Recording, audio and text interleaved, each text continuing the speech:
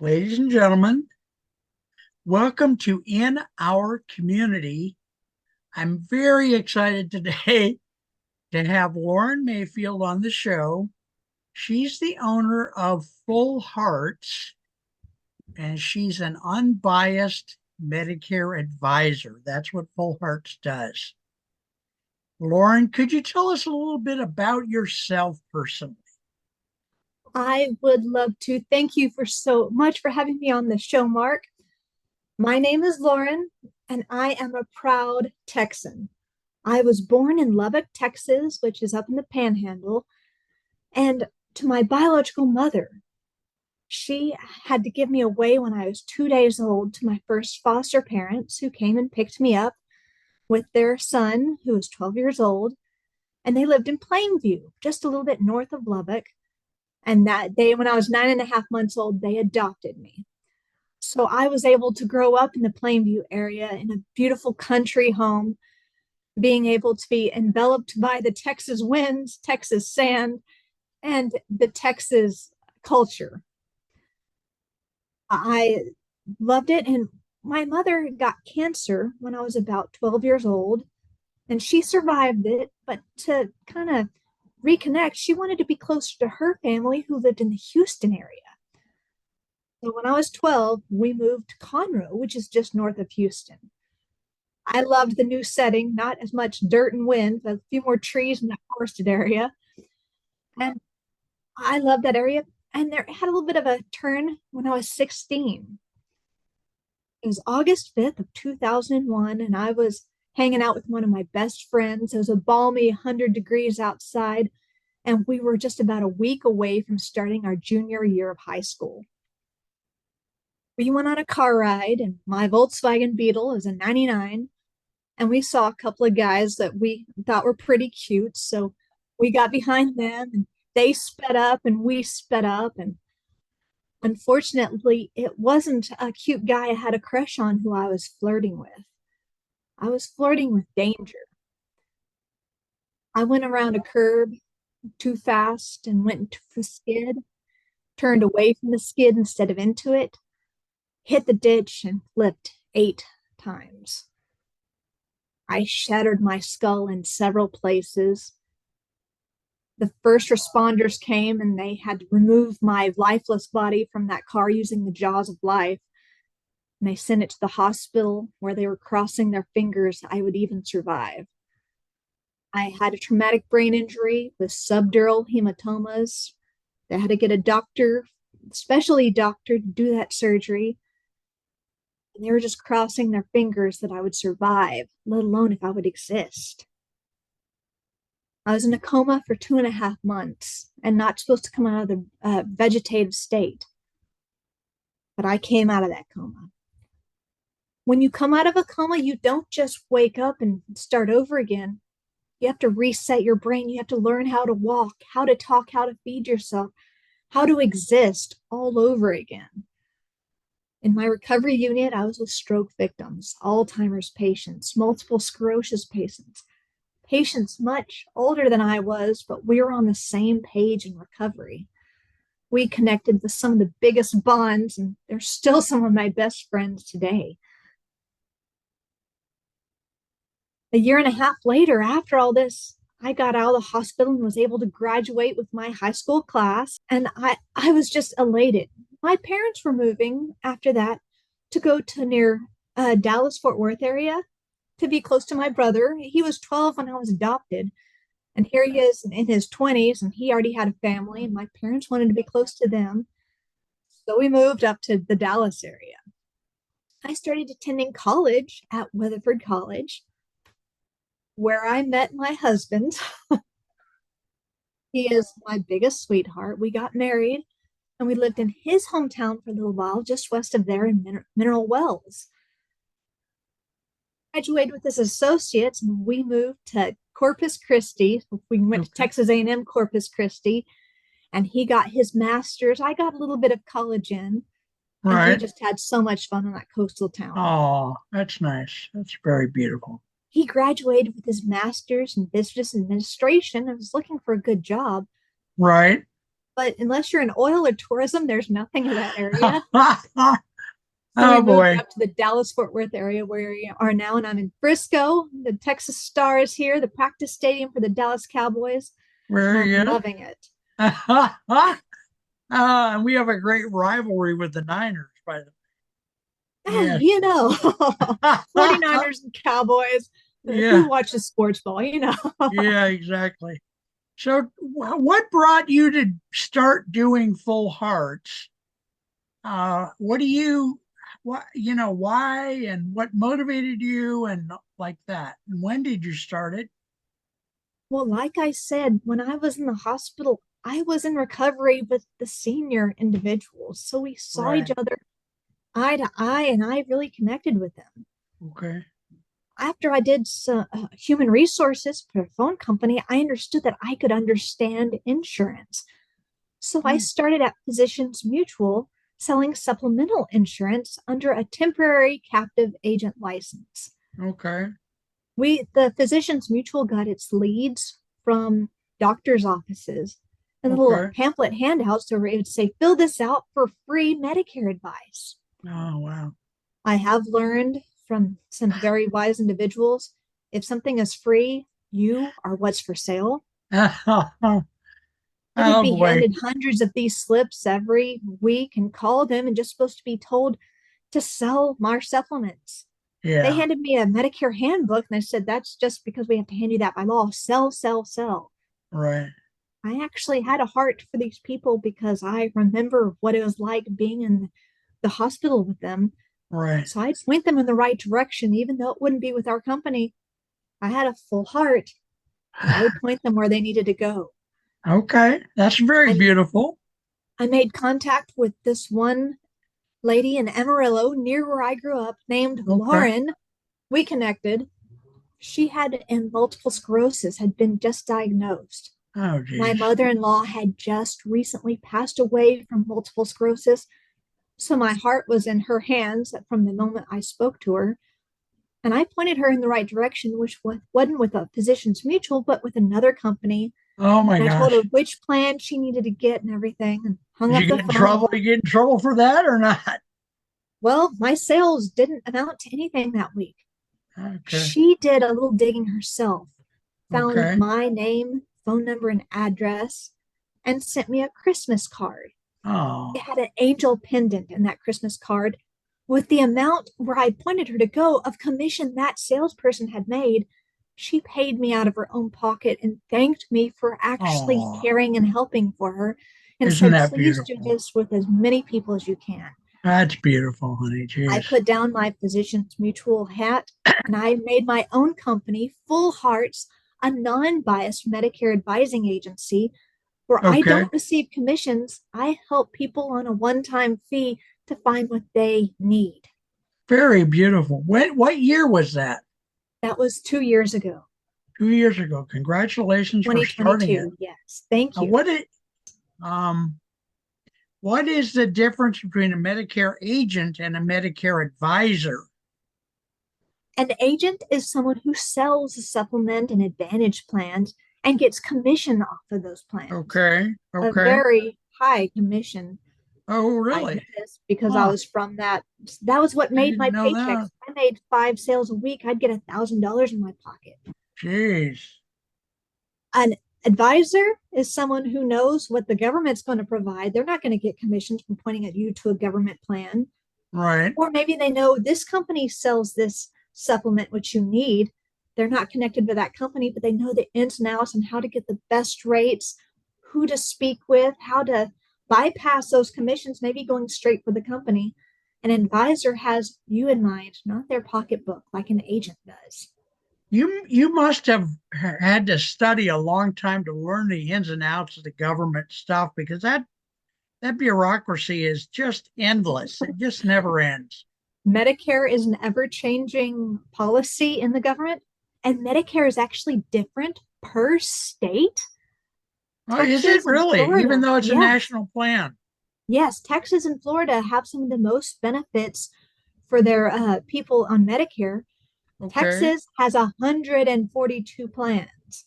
Most Oh my people God. around this country, there are four generic solid plans. But Texas, I was 142, and I have the ins and outs, and I keep up with the law changes, so I know how to help someone, when to tell them to change, and how to get out of Wow. those penalties. And I love it. There must be a lot of study though. You It must, is the updates for last year's Medicare changes yeah. was a 182 page, size Oh, 8 font, no graphics booklet. oh my God. I don't know how you do it. I do not know how you do it. And there's plan A, B, and there's a C and a D as well, right? Those are the basic four that most people know about. A Yeah. covers hospital insurance.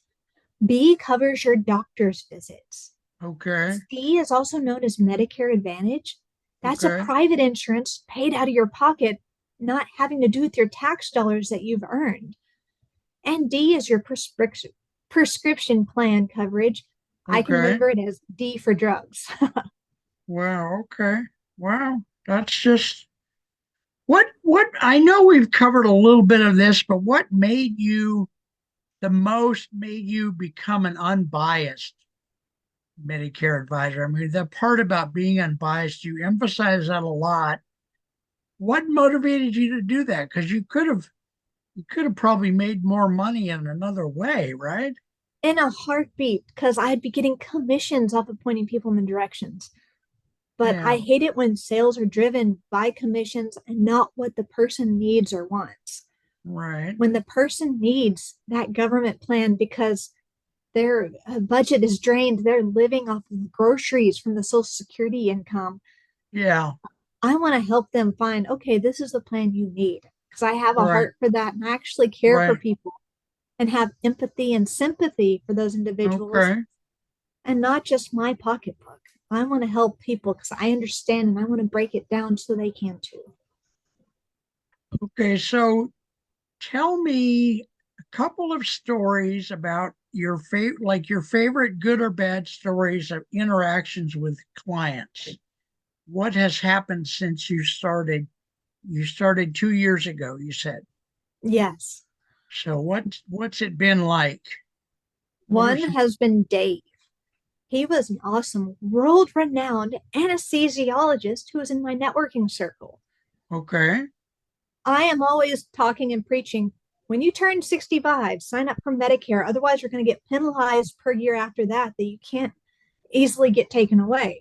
Oh, He's up there, he turned 65, and he's like, you know what, I can do Medicare. I'm a doctor.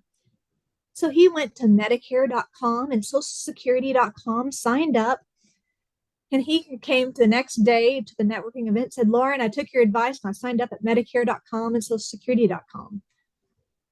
I looked at him and I said, please tell me you're joking. He's like, what? That's what you told me. I'm like, you sign up on the .govs. .com is actually a predator site that oh steals your identity theft. no. Oh my God. Oh Lord. He Oh face boy. palmed and we got a band-aid put on his identity theft. On top of all of that, he went to the actual .gov sites. He's an Yeah. anesthesiologist and he said, this is Greek to me. I don't understand. So I walked him through step by step how to sign up for Medicare. Okay. And now he is my biggest flag waver saying she actually knows what she's talking about. Oh, that's beautiful. That is very beautiful. Another Okay, now client of we mine. we do have time still. So, oh boy, I lost my time. Tell me another story for now. That would be good. Okay. Of, tell me another story of something that happened. I had another client who came to me wanting help with Medicare, but it was a little bit of a different story. He was a retired Marine, retired police officer, and he had VA insurance. He never touched his Medicare, but he wanted a bigger Social Security check. So he's like, can you get me the cheapest plan so I don't have to draw out of that? Okay. I looked into it and he never touched his Medicare because Huh. he had very viable VA coverage, which he had paid for with the service to the country. Right. Him Okay. unenrolled from Medicare. Yeah. I had to put in a million forms and have it declined the first 5 times automatically.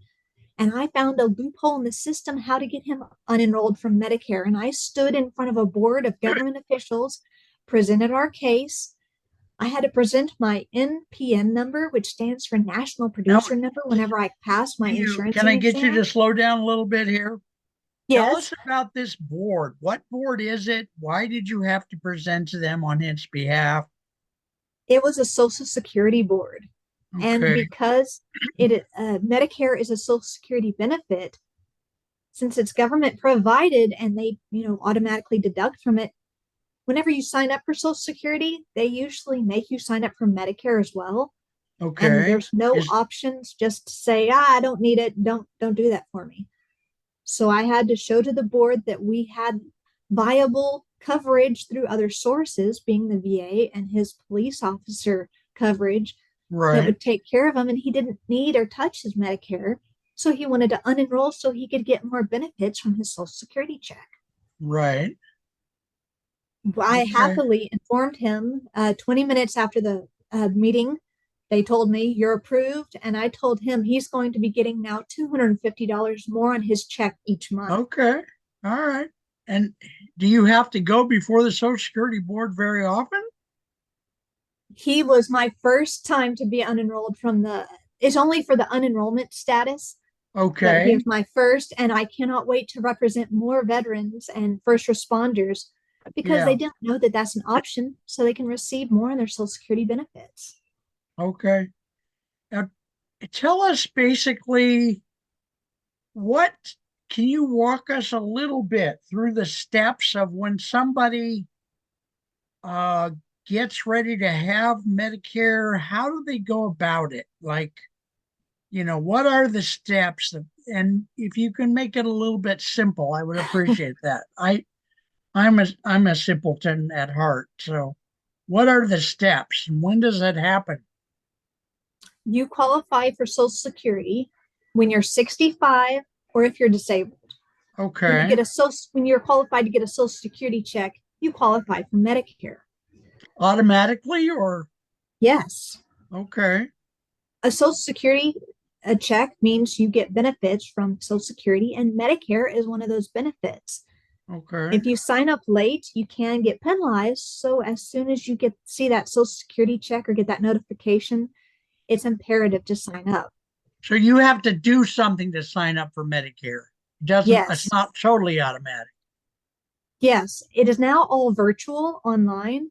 There's no paperwork involved anymore. They've actually phased that out in the last decade. right? So you can't just mail in a filled out Social Security form from the post office. You have to go online to print it out. If you don't have a connection online, like an email address and all that, I would highly suggest getting a Medicare agent or advisor who can help you do that. And I'm proud to be an advisor, so I can help with that as well. Okay, so is that signing up for Social Security or is it signing up for Medicare or does one automatically do the other or not? When you sign up for Social Security, it automatically sends you to the next site as part of the steps in doing it. But You then can't you get have your to Social do Security something check. at that other site, Yeah, it's putting in a lot of information, which is why make sure you go to .gov and not the .coms. We're right? talking about your Social Security number, your birth date, your address, bank Right. account information that you want it deposited to, and Okay. several factors like that. All right. Okay. Well, we're getting close on time. You have a little bit left, but not a lot. What thoughts do you have here at the end of the show? What do you want to say to the public? We're not allowed to openly pitch on this particular show, but other than that, what guidelines or general topics about Medicare would you like to leave with the public? Medicare is something you've earned through every paycheck that you've earned in your life. It's taken out with the Social Security tax. You've paid for this. You need to make the most out of this benefit once you receive your Social Security check. So make sure you do your research and understand it's not just oh, I'm signed up for A and B, I'm good. You need to know your historical background in your family, your medical background, what doctors you see. Not every doctor takes every form of Medicare. And if you want to be able to stay healthy and enjoy your retirement, you need to have a good health plan. So I highly advise making sure you understand your options. Okay. Now, do you work with people from all over the United States or just Texas or what? I am only licensed in Texas, but I am expanding and I can point you to an unbiased advisor in your area if you need it, because Oh, I do have many networking friends. very beautiful. Very nice. All right, we're gonna kind of wrap up. I lost the time a little bit, but I think we're okay. Ladies and gentlemen, we have been visiting with Lauren Mayfield, who is an absolutely delightful person, an unbiased Medicare advisor who's giving us some general information about Medicare. We hope to do another show probably in a month or 6 weeks, something like that. And it'll be a little more specific. Thank you all for watching. And this has been In Our Community. I'm Mark Potter. We're visiting with Lauren Mayfield. I'll see you guys next time. Take care of yourself. Thank you very much, everyone.